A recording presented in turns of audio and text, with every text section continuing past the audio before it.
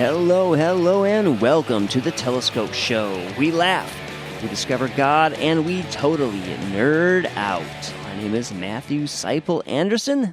And I am Katie Seipel Anderson. We are talking about Werewolf by Night on today's episode.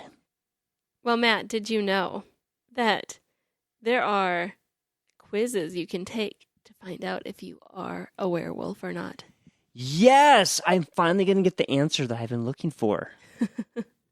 So I was trying to do some research on the folklore behind werewolves. Like, where did that originate? Where did it come from? And I found some stuff in different cultures, at different historical times and stuff. I wasn't really able to narrow down exactly where it started, but there was more out there when I was Googling it about questions in regards to, am I a werewolf? And how do I become a werewolf? How do I know if I'm a werewolf? And then there's like quizzes. Am I a werewolf quiz? What kind of werewolf am I quiz? How to tell if you're a werewolf. Do you think anyone ever suspects their friend is a werewolf and tries to get them to take one of those quizzes, or maybe... Would that be really funny? So how do I know if my friend's a werewolf? I don't see that on here as one of the... It's not one of the frequently asked questions. But apparently one of the top ones is the Am I a Werewolf quiz. Wow. Yeah. Did you need to take that? I wouldn't mind taking it. I don't personally feel like I have a need to do that. Sometimes I wake up and I feel tired, like maybe I didn't actually sleep all night. I'm pretty sure you did. You kind of sleep like a log, actually. Yeah, that's true. I think I'm safe. You mentioned folklore. I also looked up some folklore information. There's actually a term, lycanthropy. Or is it lycanthropy? It's like lycanthropy. So, the word lycanthropy is a person with the ability to shapeshift into a wolf, either purposefully or after being placed under a curse. There's like a real word for that. Yeah. Specifically in regards to wolves. Yep. So there's the mythology, there's the quizzes, and there's an actual word. Wow, this is a bigger deal than I realized. Like the whole scope. This is the whole thing. Area of study. Interesting. Oh, I bet it's going to be a major in some college at some point. Am I a werewolf major? Not to be confused with the study of Bigfoot or the Loch Ness Monster. Or vampires. That's right. I saw some stuff about vampires as I was studying werewolves. Well, they kind of have an interconnected history. Well, in Werewolf by Night, there's a character named Ted. Which I love. We love Ted, and I did a little research on Ted, and Ted is kind of this living, supernatural, sort of scientifically created plant monster. Okay. And so in the movie, I did not put him down as a plant. I mean, Now thinking back, I can kind of see it, but I did not look at him and think, oh, that's a plant monster. He just kind of looked like a monster that could electrocute people. Yeah, so apparently he is sort of like Marvel's version of Swamp Thing, and his name in the comics is Man-Thing. Man-Thing? Yeah. They couldn't come up with something more clever than Man-Thing? No, they could not. Or they just did not. Well, anyway, okay, so I guess it kind of goes along with She-Man. Maybe it was around the same time. Who knows?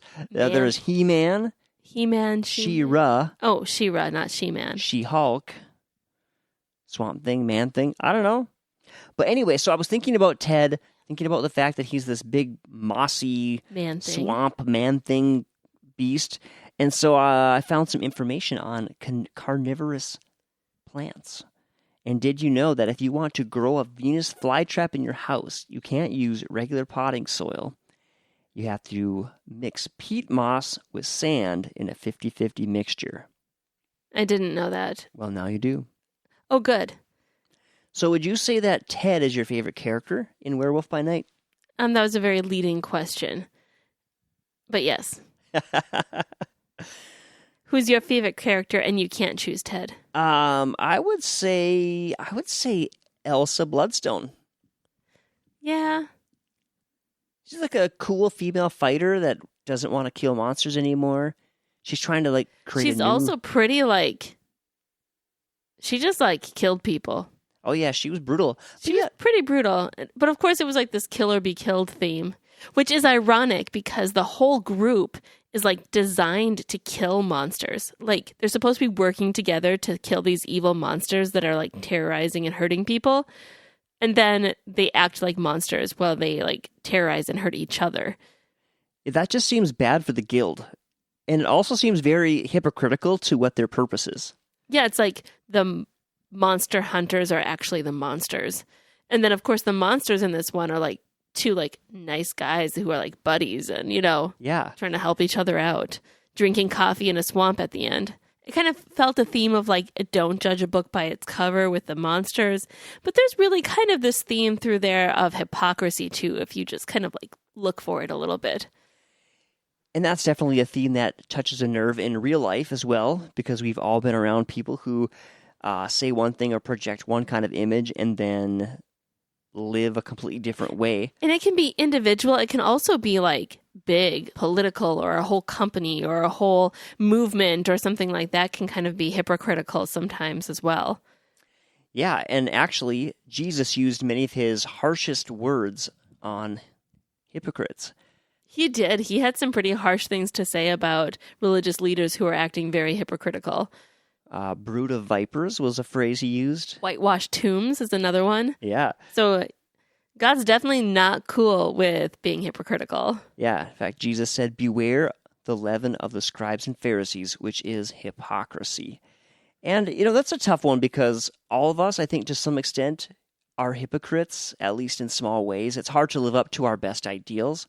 Yeah, I guess sometimes we don't even realize we're acting hypocritical, but other people can see it. And sometimes we might hurt people actually without even realizing it, or might have been hurt by someone because of it. And if you have been hurt by someone because of hypocrisy, it's great to know that the Lord's on your side.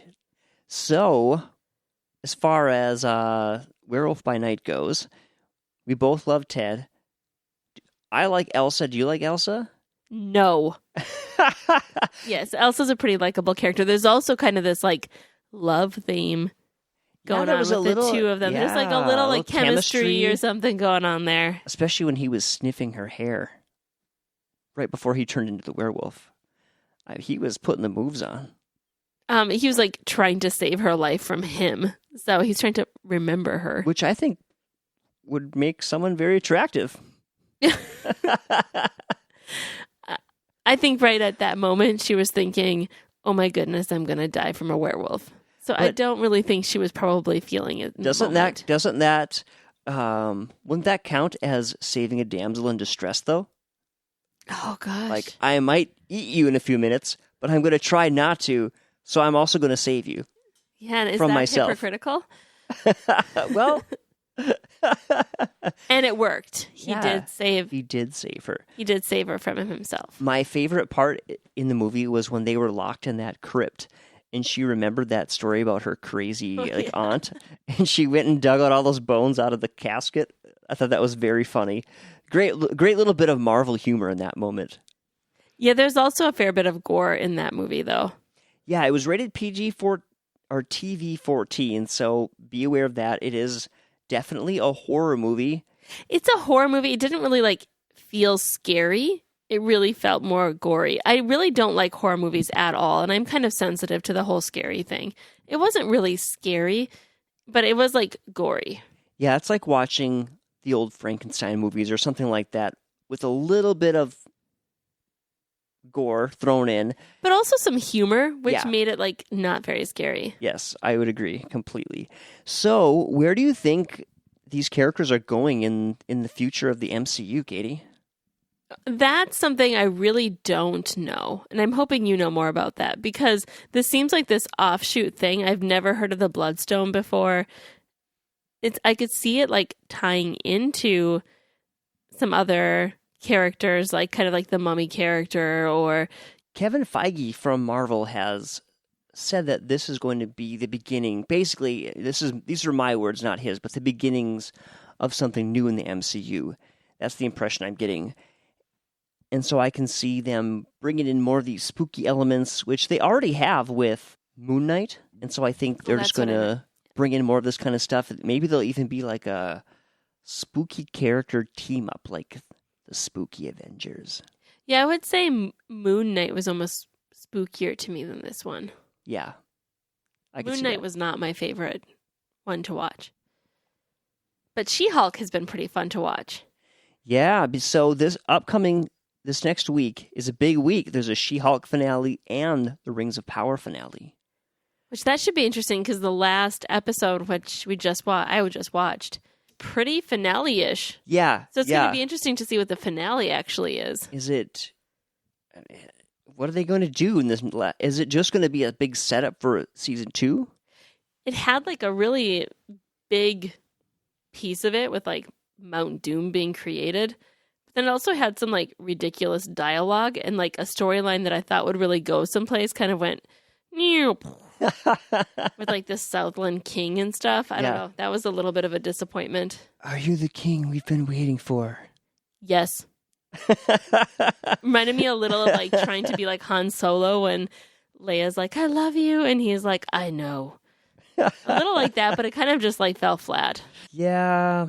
But in Star Trek, Jean-Luc Picard delivered some pretty bad dialogue and we still love him. So I feel there's grace in my heart for Rings of Power, even though there are some bad moments. I'm hoping that in the last episode we'll see something in regards to the Rings of Power, because so far they aren't really a thing, and the whole series is called Rings of Power. The show is called The Rings of Power. So it'd be fun in the last episode to maybe see a Ring of Power. And I think in the final She-Hulk episode, they're going to reveal a new Hulk. Is it going to be like a baby Hulk from Hulk? I don't think so. And in fact, I am an episode or 2 behind on She-Hulk, so if that's already happened, oops. It could be the Red Hulk. In the comics, there was a Red Hulk. We better be careful predicting stuff. We haven't even watched the episodes that are out there. So. Oh, it's more fun if we're wrong. People can laugh at us. All right, folks, that is all we've got for this episode. Stay tuned for episodes on Rings of Power and She-Hulk in the coming weeks. If you want to listen to all of our episodes, head over to thetelescopeshow.com. And if you want to see us in person, come to Minneapolis, to the Convention Center on November 11th, 12th, and 13th, to Twin Cities Con. Brendan Fraser is going to be there, but let's be honest, you really want to see the host of the Telescope Show. So come on out. Just kidding. I know you really want to see Brendan Fraser, but if you're there to see him, come see us also. Or come see us, even if you don't want to see Brendan Fraser. Yeah. All right. Love y'all. Take care. God bless. Bye-bye.